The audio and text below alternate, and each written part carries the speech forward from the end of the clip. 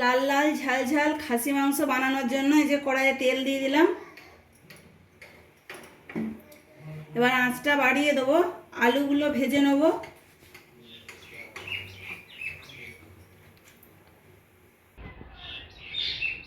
বানানোর জন্য নিয়ে নিয়েছি আলু, পেঁয়াজ কুচি, আদা রসুন বাটা, দুটো টমেটো আর ফোড়ন নিয়েছি শুকনো লঙ্কা, দারুচিনি, ছোটো এলাচ আর তেজপাতা। আর এখানে নিয়েছি ধনে গুঁড়ো, জিরে গুঁড়ো আর কাশ্মীরি রেড চিলি পাউডার। আর এটা হচ্ছে চিকেন কারি। আর একটুখানি চিনি নিয়েছি। আলুগুলো ভেজে নিলাম।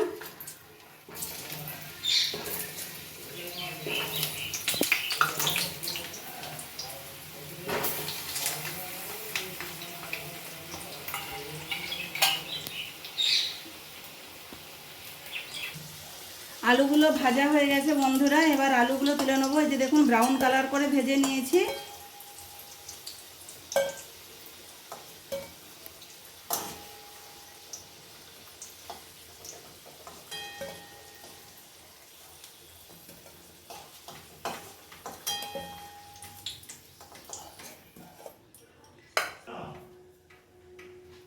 এরপর দিয়ে দেবো তেলের উপরে ফোড়নগুলো।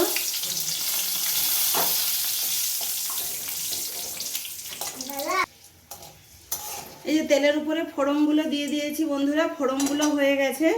এরপর আমি দিয়ে দেবো পেঁয়াজ কুচি।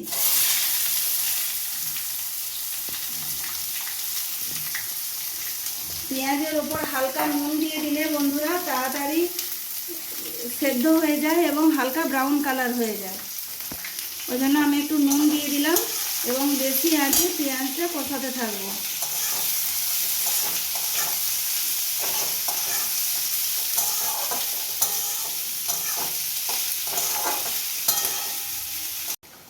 দেখুন বন্ধুরা, এই যে পেঁয়াজগুলো ব্রাউন কালার করে ভাজা হয়ে গেছে।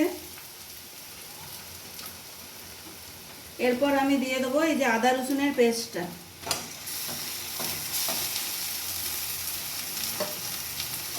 ভালোভাবে কষাতে থাকবো। এর উপরে দিয়ে দেবো একটুখানি হলুদ। যেহেতু মাংসে হলুদ আছে ওই জন্য বেশি হলুদ দেওয়ার দরকার নেই, মশলার মতো হলুদ দিলেই হবে। আর দিয়ে দেবো সামান্য পরিমাণে একটুখানি লবণ। এবার বেশি আঁচে মশলাটা কষতে থাকবো।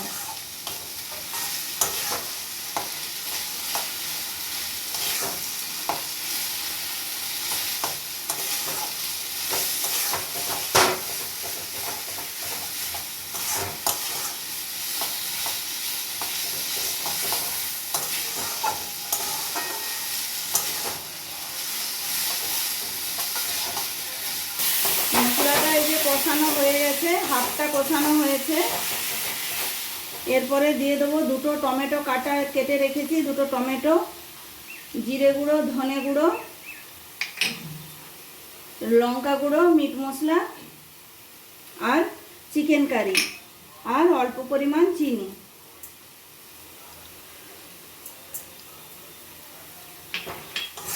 ভালোভাবে নেড়ে নেব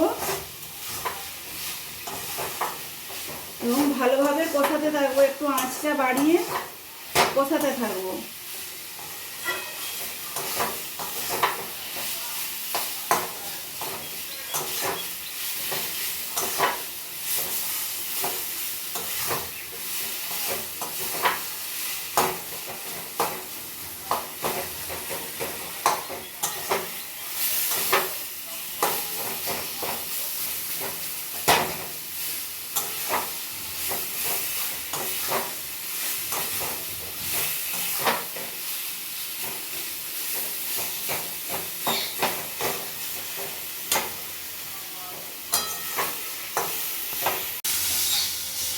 এই যে দেখুন বন্ধুরা, মশলাটা কষানো হয়ে গেছে।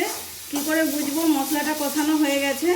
এই যে চারিদিক থেকে তেল বেরিয়ে আসছে আর কড়াইয়ের নিচে মশলাটা একটু একটু লেগে যাচ্ছে। এরপরে বুঝতে পারবো যে মশলাটা হয়ে গেছে। এরপর মাংসগুলো দিয়ে দেবো।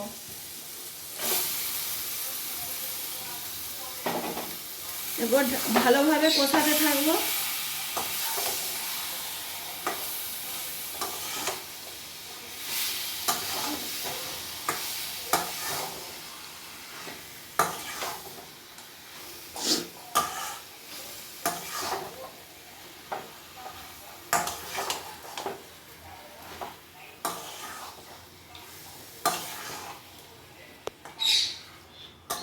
এইভাবে মাঝে মাঝে একবার ভালো করে নেড়ে দিতে হবে 5 মিনিট অন্তর অন্তর।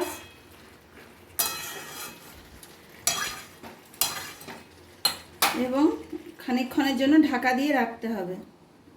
কিন্তু এই পুরো রান্নাটাই কম আঁচে হবে বন্ধুরা, তাহলে এই মাংসের টেস্টটা বাড়বে। দেখুন বন্ধুরা, মাংসটা কত সুন্দর কষানো হয়ে গেছে। এরপর আমি আলুগুলো দিয়ে দেবো। আলু দিয়ে আর ভালোভাবে কষতে থাকবো।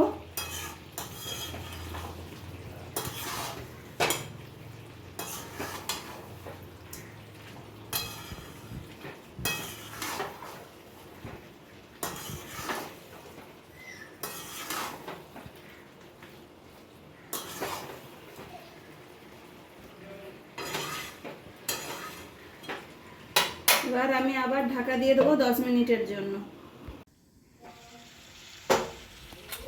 মাংসটা কষানো হয়ে গেছে বন্ধুরা, এবার আমি জল দিয়ে দেবো।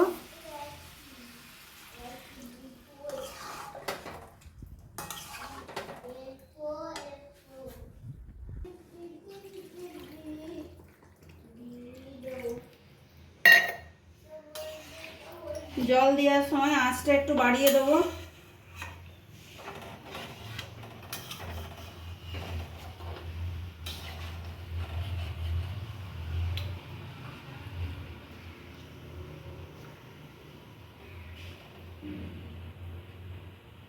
এভাবে আর ঢাকা দেবো না, এভাবে খোলা থাকবে আর ফুটার জন্য রেখে দেবো। এবং এবার এটা যখন ঝোলটা ফুটে যাবে তখন আমি আঁচটা কমিয়ে দেবো এবং ফুটতে থাকবে। মাংসটা সিদ্ধ হয়ে গেছে বন্ধুরা, এ দেখুন এভাবে কম আঁচে ফুটতে ফুটতে এটা মাংসটা পুরোপুরি সেদ্ধ হয়ে গেছে। এবার আমি বন্ধ করে দিয়ে 5 মিনিটের জন্য রেস্টে রাখবো। তাহলে এই মাংসের উপরে একটা হালকা আস্তরণ পড়বে, সেটা দেখতে খুব সুন্দর লাগবে এবং খেতেও ভালো লাগবে।